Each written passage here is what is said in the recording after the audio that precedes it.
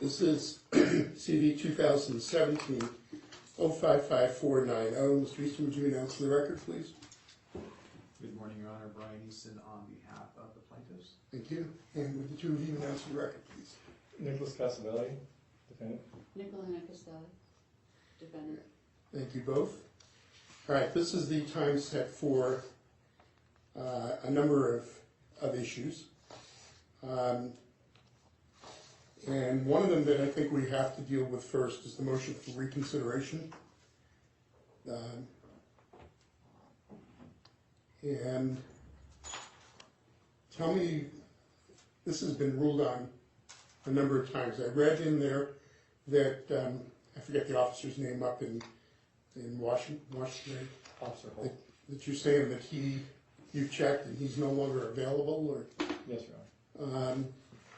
And because of that, you're claiming, if I read it correctly, that the only way to get that evidence, as you refer to it, is through Mr. Easton. Is that what you're saying?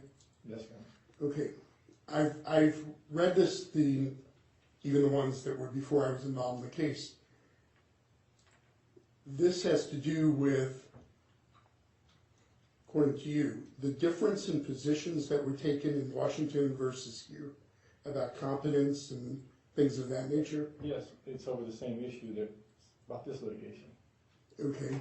So what would that witness, I know that this question has been answered numerous times, but what is it that this witness would bring you towards deciding this case? Basically that there was no exploitation and that his clients were competent.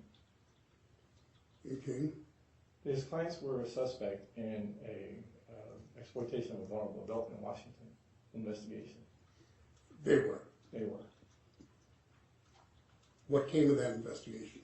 Well, Mr. Easton filed a verified complaint, which what Washington requires on all their complaints, and sent them a copy, and 11 days later they dismissed the complaint against Mr. Johansson.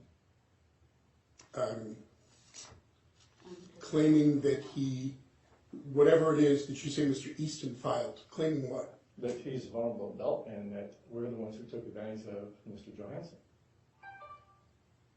So as a defense there, he claimed that they were vulnerable adults and that you took advantage of them. This is up in involving Washington and their investigation.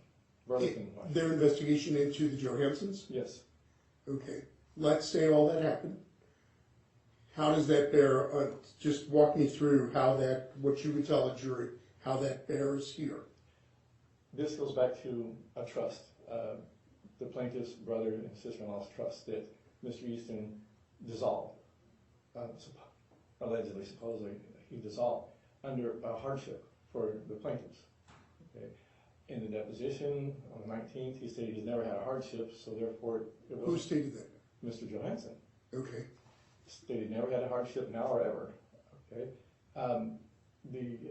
The trust was dissolved under a hardship, and the only way it could be awarded according to the trust was under demonstrated needs. When asked, he had no demonstrated needs now or ever, he said. And I know this because I worked with Cohen for 2 years and litigated sizable assets. Anyway, due to the dissolving of the trust, the money that was distributed to himself, because he was trustee of that trust, he then spent on an LLC from my company, which I didn't know where the money came from at the time.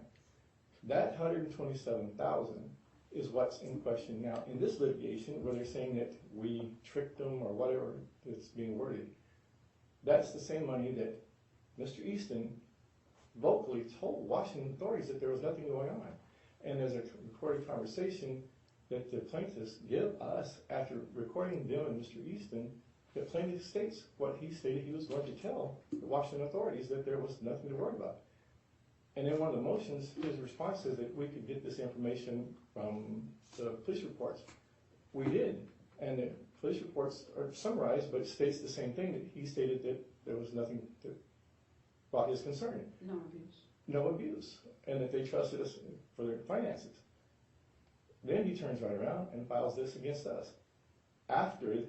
So you have the reports from Washington that say that according to what you're claiming, the report says that Mr. Easton reported to the authorities in Washington that his clients had no issues with you. Yes. Okay. So, and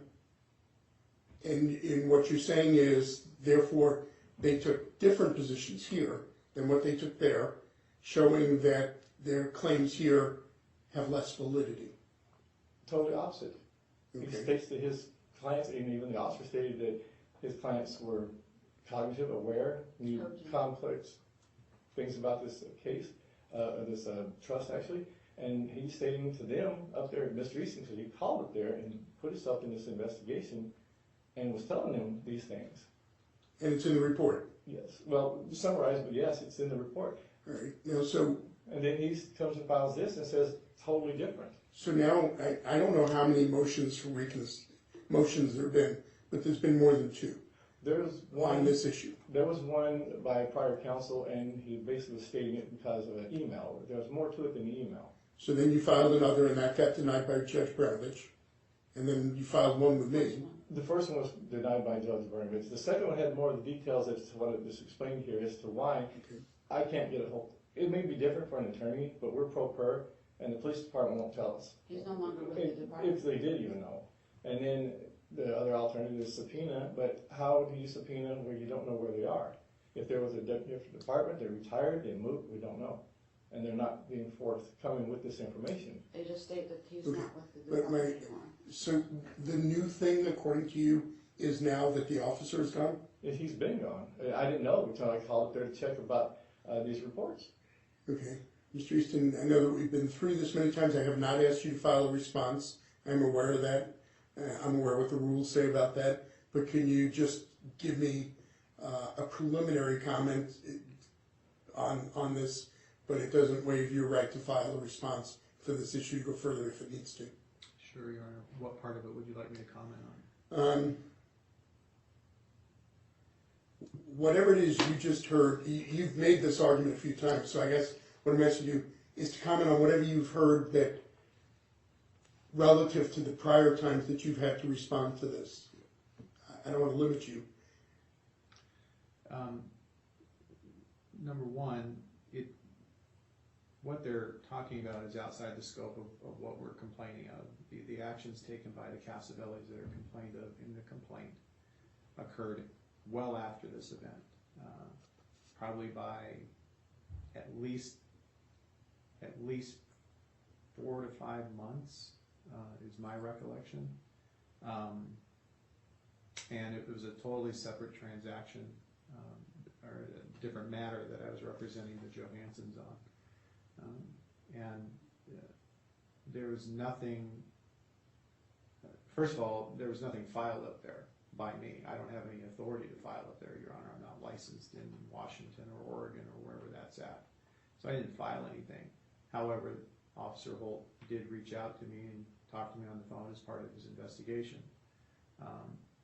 And to be honest, I don't remember a great deal about that conversation. I answered the questions that he asked of me, but I did not interject myself anymore into that investigation other than his attempt to reach me.